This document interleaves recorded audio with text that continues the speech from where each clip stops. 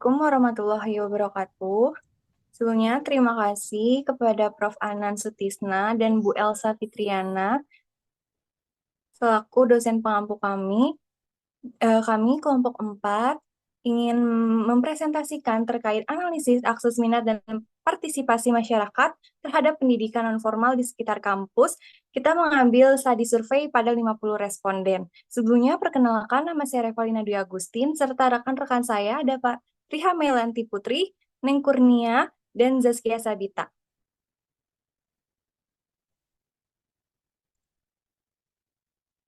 Boleh di next.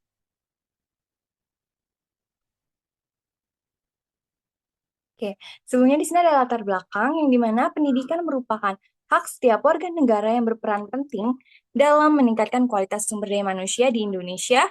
Pendidikan nonformal hadir sebagai alternatif strategis bagi masyarakat yang tidak terjangkau oleh pendidikan formal, terutama bagi orang dewasa yang memiliki keterbatasan waktu, biaya, dan akses. Pendidikan nonformal bersifat fleksibel dan kontekstual, mencakup kegiatan seperti pelatihan keterampilan, kursus, dan pendidikan kesetaraan. Namun, pemanfaatan masih belum optimal karena berbagai kendala seperti rendahnya partisipasi, ketidaksesuaian program, dan keterbatasan lembaga penyelenggara. Salah satu faktor yang diduga berpengaruh terhadap tingkat partisipasi masyarakat adalah tingkat pendidikan terakhir yang dimiliki, karena dapat mengaruhi motivasi dan perspektif terhadap pentingnya pembelajaran sepanjang hayat. Selanjutnya yaitu ada tujuan penelitian. Yang pertama, untuk menjelaskan pendekatan dan teknik analisis. Yang kedua, ada untuk mengidentifikasi variabel penelitian. Yang ketiga, ada untuk mendeskripsikan karakteristik responden.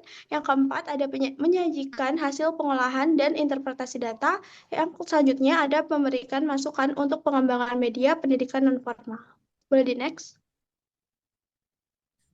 Baik, selanjutnya di sini ada manfaat penelitian. Jadi penelitian ini bermanfaat untuk memperkaya kajian teoritis mengenai faktor-faktor yang mempengaruhi partisipasi masyarakat dalam pendidikan nonformal, serta memperkuat pemahaman tentang hubungan antara motivasi pengalaman belajar dan hasil pembelajaran.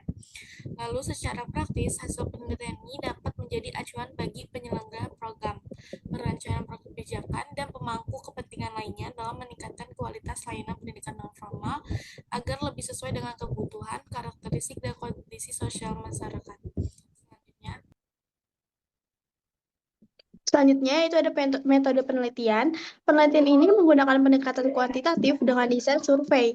Data ini dikumpulkan melalui kuesioner daring yang dimana untuk yang menggunakan Google Form yang disebarkan secara online antara tanggal 25 hingga 26 Juni 2025. Sebanyak 50 responden dari masyarakat sekitar Universitas Negeri Jakarta yang berpartisipasi sebagai sampel. Seluruh responden dijadikan sampel karena jumlahnya yang relatif kecil sehingga digunakan untuk teknik total sampling. Instrumen yang digunakan adalah kuesioner skala Likert 4 poin untuk mengukur dua variabel utama, yaitu akses dan minat terhadap pendidikan non-formal sebagai variabel independen, yaitu X, dan partisipasi dalam pendidikan non-formal sebagai variabel dependen atau Y. Seluruh data yang dikumpulkan kemudian dikodekan dan dianalisis menggunakan perangkat lunak, XPSS, dan Microsoft Excel. Boleh di next? Oke, di sini ada hasil dan pembahasan. Jadi di sini ada hasil penelitian karakteristik responden. Terkait usia, 88% responden berusia 15 sampai 25 tahun. Mayoritas peserta adalah kelompok usia produktif muda yang memiliki kebutuhan pengembangan diri tinggi. Selanjutnya, jenis kelamin 94% adalah perempuan. Hal ini mencerminkan bias distribusi karena penyebaran kuesioner lebih banyak menjangkau jaringan sosial perempuan. Lalu ada pendidikan terakhir, yang dimana 98% responden merupakan lulusan SMA. Hal ini menunjukkan homogenitas tingkat pendidikan dalam sampel. Nah, selanjutnya itu ada hasil penelitian yang kedua, akses, minat, dan partisipasi. Yang pertama itu ada akses dan minat atau variabel X. Nah, sebanyak 94% responden ini mengaku bahwa mereka memiliki akses dan minat yang tinggi hingga sangat tinggi terhadap pendidikan nonformal. Mereka merasa tertarik dan mudah mengakses kegiatan nonformal. Selanjutnya itu ada partisipasi atau variabel Y. Sebanyak 84 responden aktif mengikuti kegiatan pendidikan nonformal, namun terdapat kesenjangan sebanyak 10% antara minat dan partisipasi, yang menunjukkan adanya hambatan eksternal atau internal yang belum teratasi. Nah, selanjutnya ada hubungan antara akses, minat, dan partisipasi dengan uji korelasi Spearman.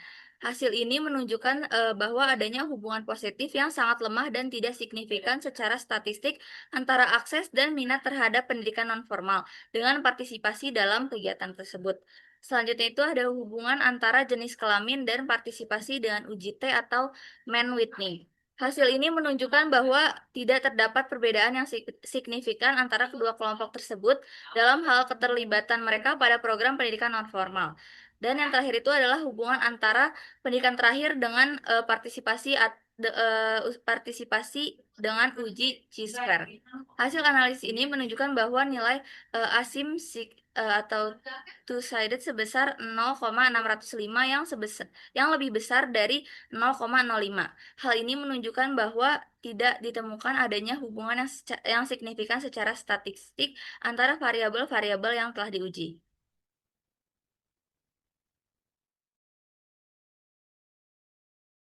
Selanjutnya, untuk kesimpulan, penelitian ini menunjukkan bahwa tidak ada hubungan signifikan antara pendidikan terakhir dengan partisipasi dalam pendidikan nonformal. Mayoritas responden adalah perempuan usia 15-25 tahun dengan latar belakang SMA, sehingga karakteristik sampel ini kurang bervariasi. Meskipun minat terhadap pendidikan nonformal itu tinggi, partisipasi aktif masih terhambat oleh faktor seperti waktu, informasi, dan relevansi program. Uji statistika lain juga tidak valid karena kendala metodologi seperti ketimpangan jumlah responden dan pelanggaran asumsi uji. Boleh di next.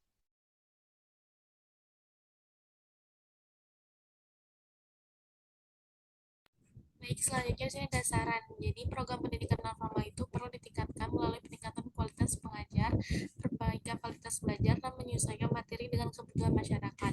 Nah, inovasi pembelajaran seperti proyek atau kolaborasi dapat meningkatkan keterlibatan peserta. Lalu aksesibilitas juga penting, baik dari segi lokasi, jadwal, maupun kemudahan informasi. Selain itu, diperluaskan jangkauan dan kolaborasi lintas lembaga akan mendukung keberlanjutan program dan menjangkau lebih banyak masyarakat yang membutuhkannya.